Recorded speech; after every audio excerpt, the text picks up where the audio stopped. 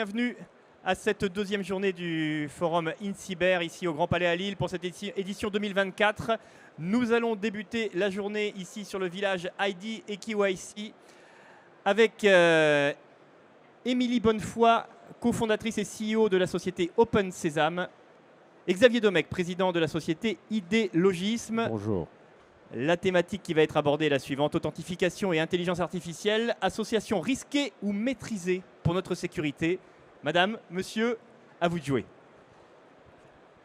Bonjour à toutes et à tous. Merci d'être venus si nombreux. Donc, je m'appelle Émilie Bonnefoy, je suis la cofondatrice, la présidente et CEO d'Open Sesame, qui est un éditeur de logiciels de cybersécurité spécialisé dans la gestion des accès et des identités, avec une expertise, une double expertise en cyber, en gestion des accès et IA.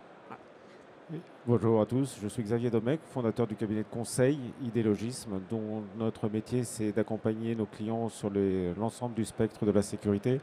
On fait énormément de missions de RSSI externalisées. C'est un petit peu la casquette que je vais prendre aujourd'hui pour vous présenter l'approche autour de l'IA et de la partie authentification.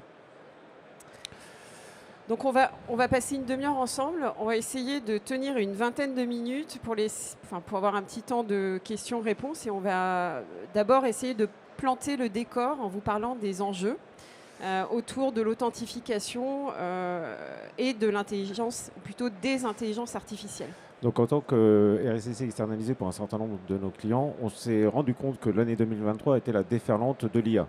IA générative dans tous les sens, IA prospective, c'est vraiment le sujet qui est monté. Il n'y avait pas plus une réunion sans qu'on parle d'IA. Donc ça, c'est le constat 2023, tout le monde veut de l'IA. En 2024, on rentre dans les choses concrètes. Donc là, effectivement, l'IA générative s'impose plus ou moins dans les entreprises et on est là en termes de RSSI, pour maîtriser les risques et les opportunités associées. Et après, effectivement, l'IA, les modèles, il faut comprendre, et c'est ce qu'on va essayer de partager ensemble pour voir quels sont les impacts. Donc, quand on recentre un peu sur le sujet de l'authentification spécifiquement, donc évidemment, aujourd'hui, la recommandation de l'Agence nationale de sécurité des systèmes d'information, c'est de déployer de l'authentification multifacteur. Mais ce qu'on observe, c'est que l'adoption reste relativement lente, que globalement, il ne s'est pas passé grand-chose en termes d'innovation les 30 dernières années. Beaucoup de solutions génèrent de la friction et les déploiements sont souvent complexes pour les organisations, c'est-à-dire sont longues et pénibles. Et puis surtout, ces solutions d'authentification multifacteur, elles sont faillibles. Donc on verra quelques cas d'attaques pour lesquels l'IA a été un vecteur. Et donc c'est un peu l'idée de cette présentation, c'est de vous présenter quels peuvent être les risques, mais également quelles peuvent être les opportunités. Voilà, tout ça. Donc là, vous avez une liste un peu exhaustive des différents risques de compromission, mais on va les voir juste après via l'interception, par exemple, d'OTP. Et donc, il y a quand même pas mal de points de vigilance. Autre chiffre que vous connaissez sûrement, qui concerne le sujet de l'adoption lente, c'est un chiffre de Microsoft qui date de fin 2022. Aujourd'hui, seuls 28% des utilisateurs des solutions type Azure AD déploient l'authentification multifacteur. Donc on voit qu'effectivement, c'est un problème. Disons que ce n'est pas facile de déployer sur l'ensemble d'une entreprise du MFA. Il y a des questions de population, on a les populations en interne, on a les populations qui travaillent à distance, et puis on a des partenaires, des prestataires. Donc pour pouvoir avoir une solution de MFA sur l'ensemble de la chaîne, c'est quand même très complexe. Là-dessus, on se dit l'IA va nous apporter un certain nombre de réponses. Donc déjà, on a vu qu'il y avait des risques associés pour les notions de MFA, mais en plus, l'IA va entraîner une efficacité dans le type d'attaque. Donc tout ce qui est vol d'identifiant, tout ce qui est attaque par phishing, hameçonnage, etc., forcément, ça se démultiplie parce que la qualité des attaques est bien supérieure à ce qu'elle était il y a quelques années. Alors, quelques tendances, les attaques les plus croustillantes, si je puis dire. Vous avez peut-être entendu parler de ce cas de fraude au président. où là, l'utilisateur, grâce notamment à la démocratisation de l'IA générative, en fait, c'est un dirigeant de société qui s'est fait dérober plus de 500 000 € en Chine via la compromission d'un système d'authentification, enfin, compromission de l'empreinte vocale, hein, en gros. Et donc, c'est des types d'attaques qu'on voit de plus en plus. Donc là, en l'occurrence, c'est WeChat qui a été utilisé. Et donc, la personne, c'est un type d'ingénierie, fraude de type ingénierie sociale.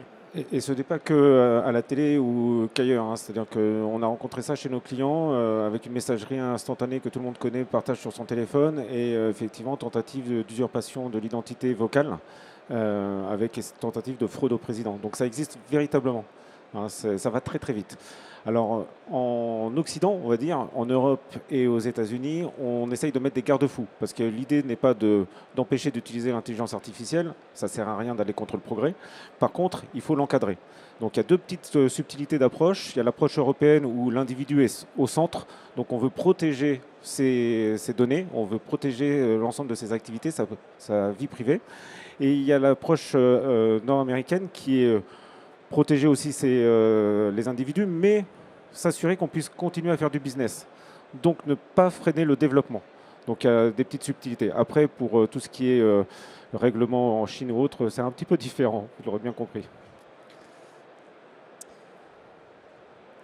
Donc les vulnérabilités, vous l'aurez compris, elles peuvent être soit propres à l'IA, donc on a des cas déjà observés là d'empoisonnement des données ou des modèles, ou alors elles peuvent être générées par l'IA. Vous avez sûrement entendu parler de cette problématique, enfin ce cas avec Samsung, de salariés qui ont utilisé de l'IA générative et ce qui a provoqué derrière la fuite de données.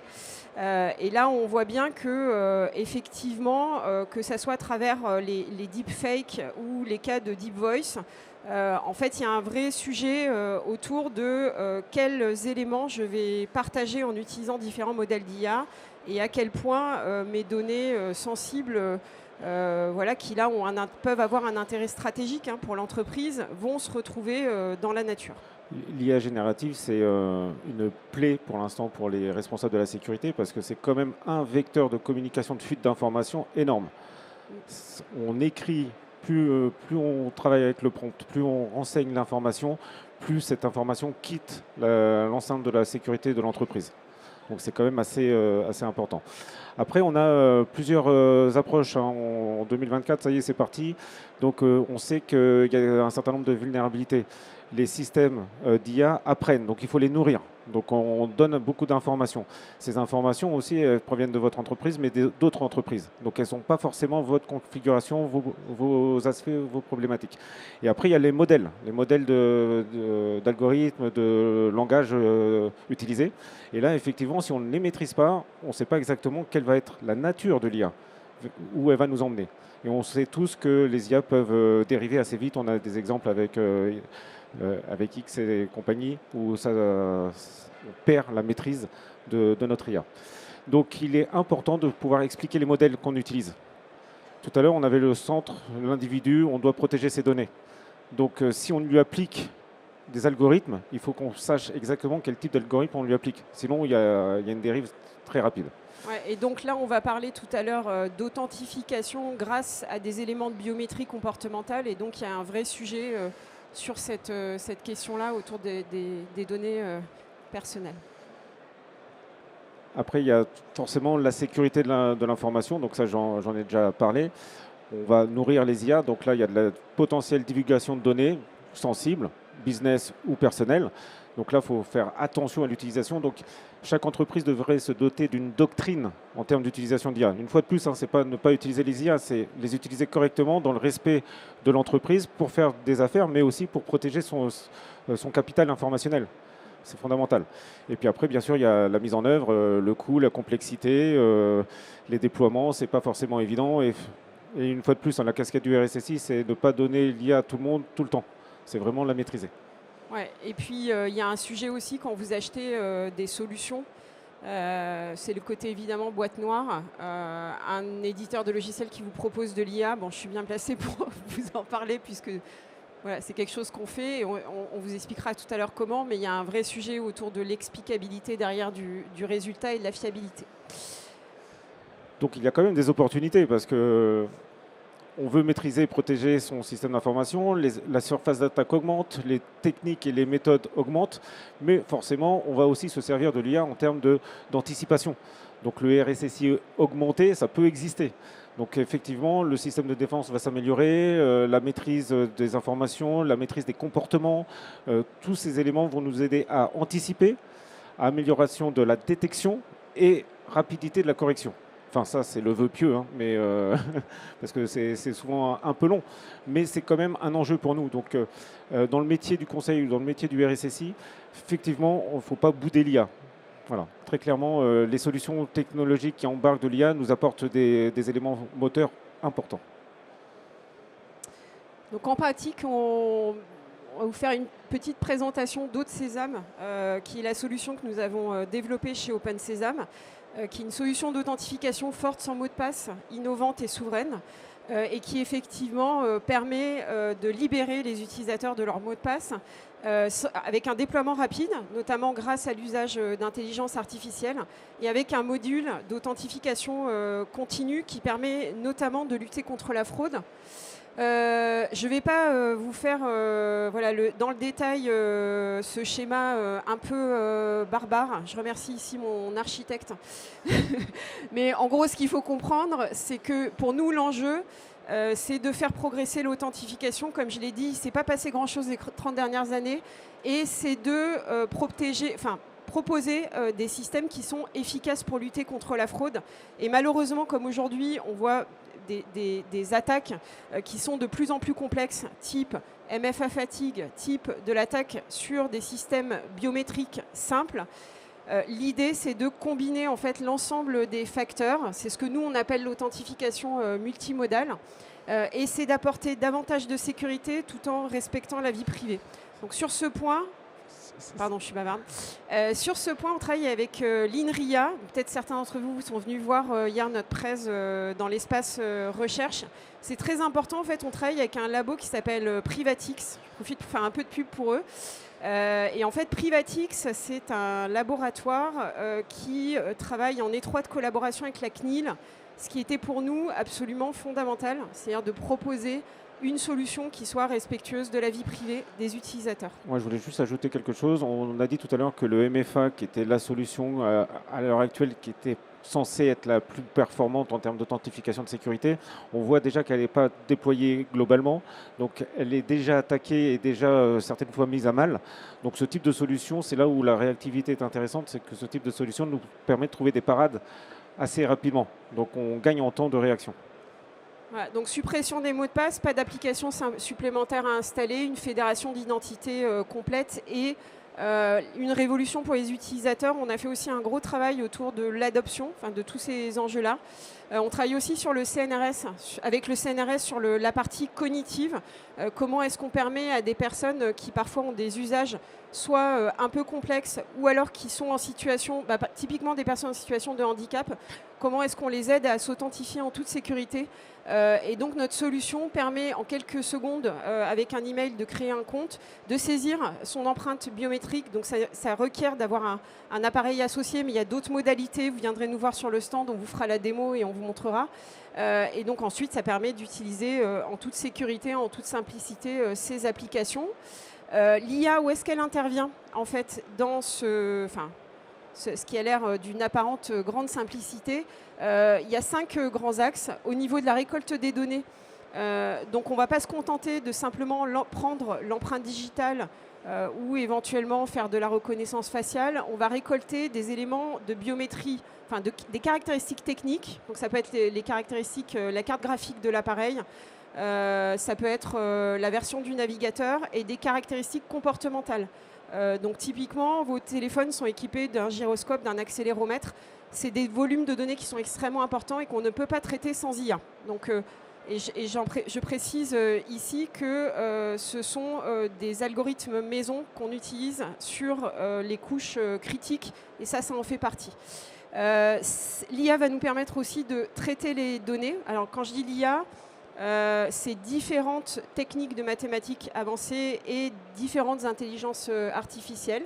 Ça va nous permettre d'évaluer l'authenticité et de faire de la cartographie du risque. Donc nous, on appelle ça de la Smart Authentication, c'est-à-dire qu'on va évoluer, en gros, on va évaluer à la fois le niveau de risque, mais aussi la conformité par rapport à la personne qui prétend être celle qu'elle... Bon, je pense que vous avez compris. On fait un profil des usages en fonction des différents types d'utilisateurs. Et ensuite, l'IA intervient aussi pour accorder les autorisations ou au contraire bloquer les utilisateurs ou demander un facteur d'authentification supplémentaire. Et enfin, au niveau du support, donc on a des dashboards qui permettent de visualiser la sécurité, mais on peut aussi transmettre les données via des API. Donc notre solution, elle est notamment labellisée Deep Tech par la BPI avec 2 grands modules, ce qu'on appelle Open Ones, qui est la gestion de l'authentification au moment de la connexion, et puis Always Auth, qui permet de faire de l'authentification continue, qui est complètement interopérable. On utilise aussi l'IA pour se déployer, soit en tant que broker d'identité, soit en identity provider. Les deux sont possibles, donc ça n'implique pas de changer l'ensemble de son système d'authentification. 3 grandes catégories d'IA qu'on utilise. Si ça vous intéresse de rentrer un peu plus dans la technique, on pourra répondre à vos questions sur notre stand.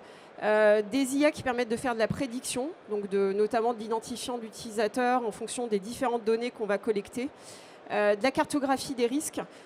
Donc ça, c'est intéressant pour certains secteurs, banques, assurances notamment sont très demandeurs de ça. Et puis de la prédiction de l'authenticité, de l'authentification de l'utilisateur.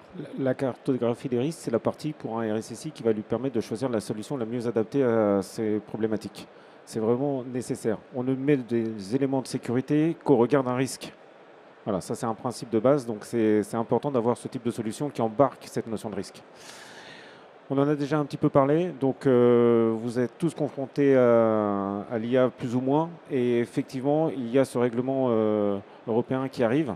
Le but c'est de maîtriser les actions réalisées par l'IA, donc que ce soit à travers de solutions de type OpenSesame, pour avoir une approche raisonnée de l'IA.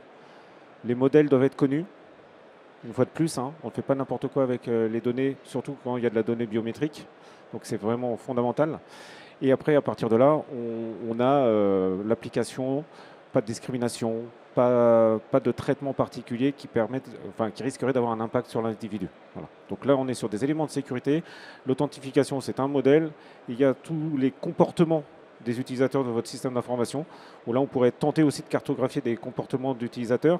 Certes, il faut le faire dans un esprit de sécurité, mais attention à ce qu'on fait avec les données.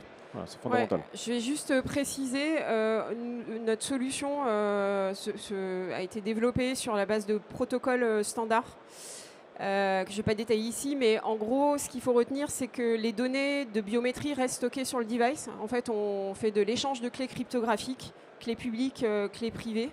Vous commencez sûrement du FIDO, FIDO2, etc.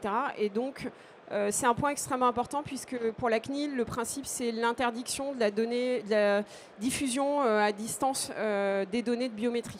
Donc, il y a un gros travail qui est fait sur ça et c'est un point fondamental. C'est un point fondamental parce que pour les entreprises, vous imaginez stocker l'ensemble des éléments concernant la biométrie des utilisateurs de leur système d'information? Ça n'a pas de sens. Enfin, il faut trouver des moyens de pouvoir l'exploiter sans la stocker, sans la traiter. Ça, il faut veiller à ça, c'est un enjeu majeur. Et ce n'est pas qu'une solution technique, il faut vraiment penser, donc d'où la doctrine de l'IA tout à l'heure que j'évoquais au sein des entreprises. Tout ça, ça se réfléchit en amont. Voilà, quelques recommandations. Donc on a déjà commencé dans les recommandations, donc on analyse, on a des évolutions majeures dans le type d'attaque grâce ou à cause des IA. Il faut contrer ces IA malveillantes par des IA qui nous aident au quotidien pour maîtriser notre sécurité. Donc il faut être conscient et surtout les adopter, parce que ça ne sert à rien de se dire on ne va pas les adopter parce qu'on ne veut pas toucher à l'IA. Non, il faut les adopter, mais il faut le faire de manière raisonnée. Voilà. Sélectionner ces outils avec rigueur. Donc on a déjà des outils tels que le RGPD, tels que des normes, on a NIS2, etc., qui vont nous aider à focaliser, savoir les éléments qu'on doit maîtriser. Et il faut quand même faire des études préalables pour savoir ce qu'on fait avec nos IA. Affiner les contrôles. Donc là, effectivement, on dit ce qu'on fait et puis on contrôle ce qu'on fait. Donc, c'est important. Accompagner les collaborateurs, je l'évoquais tout à l'heure. IA générative, on ne fait pas n'importe quoi. Donc il faut donner des outils aussi de comportement à nos collaborateurs pour savoir comment ils peuvent utiliser ce qu'ils doivent faire.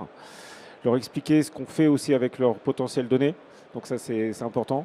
La gestion des risques, c'est la mère de tout en sécurité. Donc on identifie ces risques et après, derrière, on met les mesures de sécurité associées.